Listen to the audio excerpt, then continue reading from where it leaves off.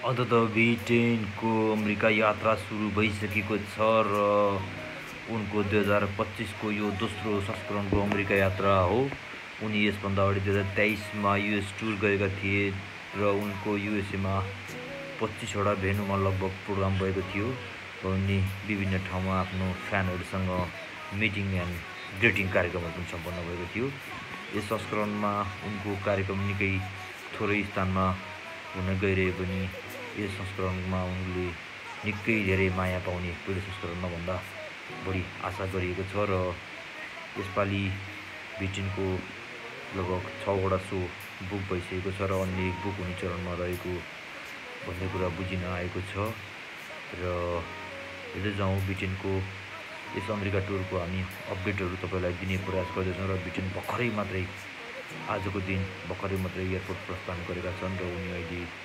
दिउँसोको कतार एयरवेजबाट